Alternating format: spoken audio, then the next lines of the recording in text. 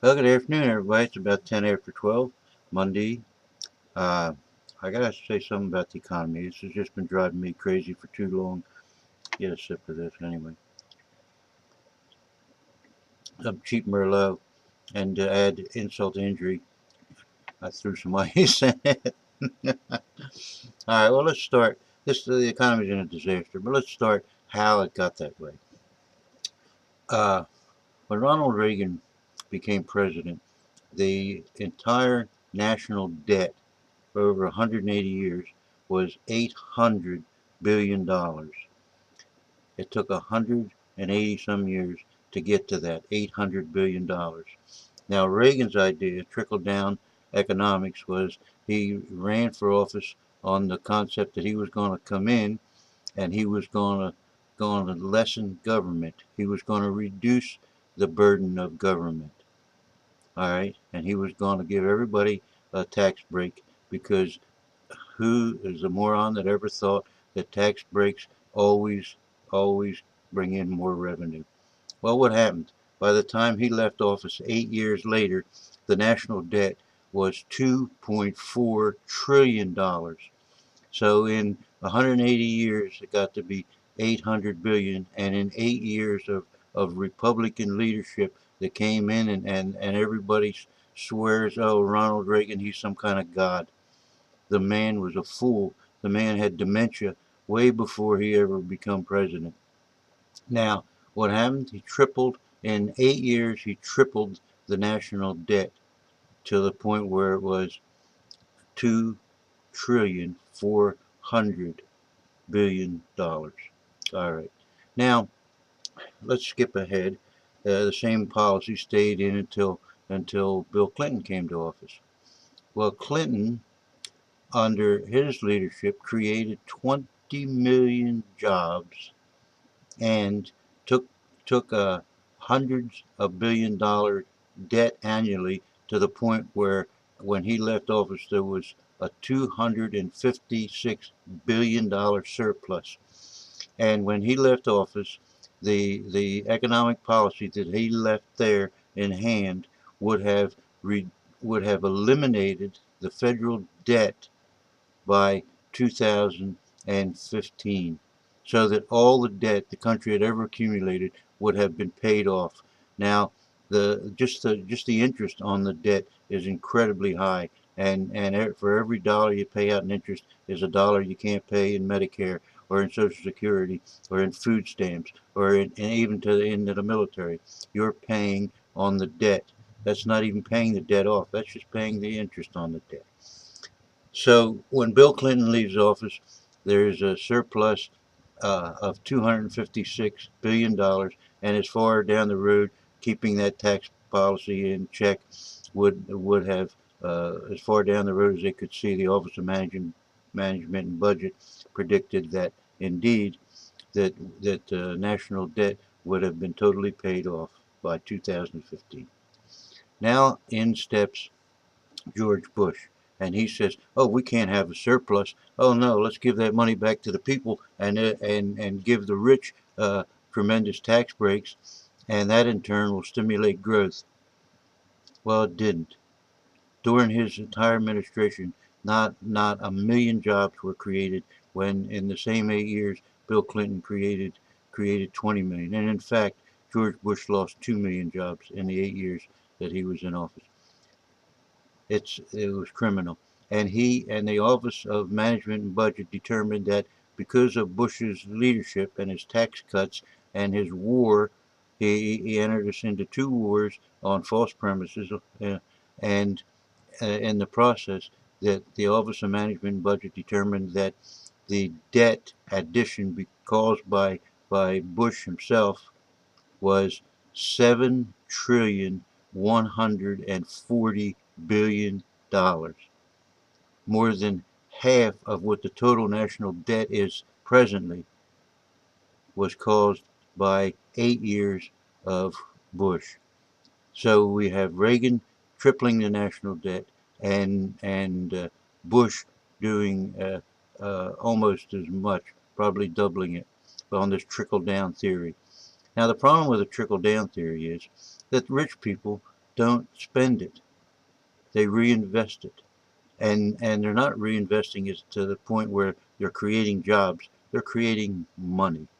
They'll hire. One of the problems with our economy now is that many of the great mathematical minds that are coming out of MIT and Berkeley, and Caltech, are going right into writing logarithms for Wall Street. And what it does is they trade. You can trade millions of shares a second, and in the process, the faster everybody gets the information at the same time, but whoever acts on it the fastest is usually the winner.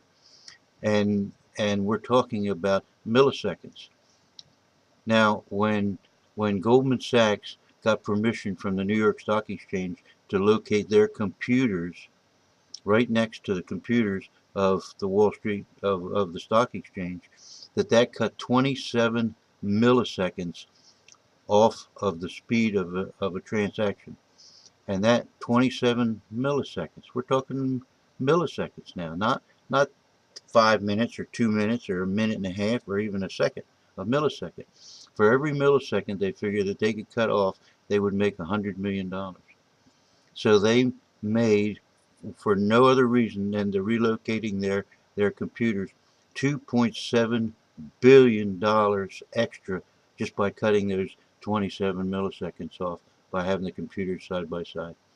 So then along comes the Bush the Bush recession and high unemployment. And what happens is that there's nothing. Bush did nothing to create jobs. He did nothing. He did as much deregulation as possible, and they allowed investment banks to and commercial banks to do each other's business. Normally, a bank it loans internationally money that your bank's on the corner, and the others will finance initial public offerings and stuff. But when you mix two different the both of the banks and let them do everything, then they get in everybody's business, and that's what started this credit default swaps. And the credit default swaps is what buried Fannie Mae and Freddie Mac, and also is causing all the foreclosures now in the housing market. Now the economy can't even begin to recover till housing recovers, and they've estimated that foreclosures will increase over the next 4 years. So the housing market will not recover for at least 4 more years. Now our unemployment rate, they said, is 9.1%. Our employment rate is almost 20% because so many people have given up looking for work.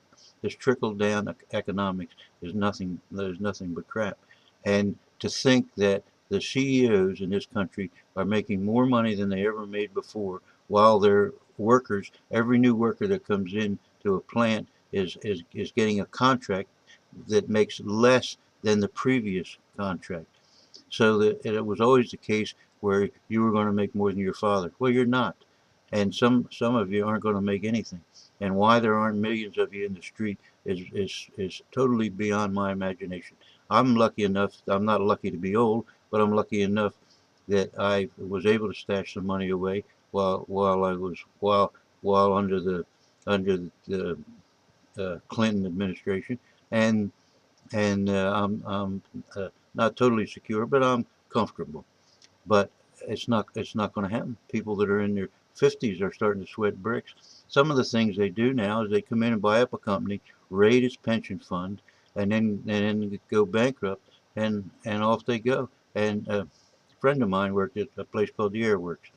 The city of Millville gave these people a tax break to come in and take over the airworks. The first thing they did is raided the pensions, just stole the people's money. Then they shipped all the equipment down to Texas, and then they fired everybody.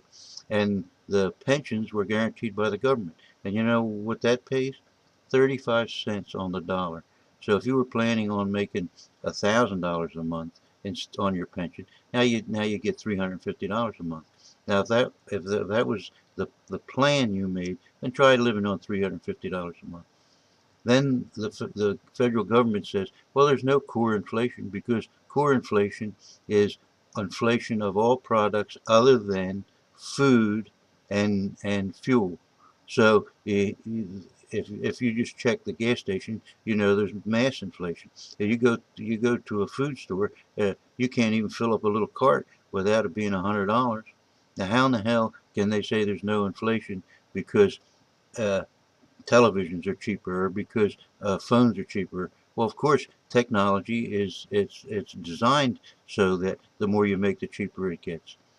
It's just a criminal what's going on in this country and why more and more people take. We just talked about student loans. Why more and more people are content to sit home. Uh, what are they going to do? People are losing their houses. We have almost 20% now of our population is considered living in poverty. It's a horrendous situation, and until the rich start to pay their share, it's going to get worse, and it's going to get worse. And if something isn't done, there will be a million people in the streets, and then the Congress will do something besides sell out to the pharmaceutical companies and everybody else. Keep this from running over and being a two-parter. Uh, I'll cut this off now and get back to my cheap Merlot with the ice cubes in it. Thanks for your time.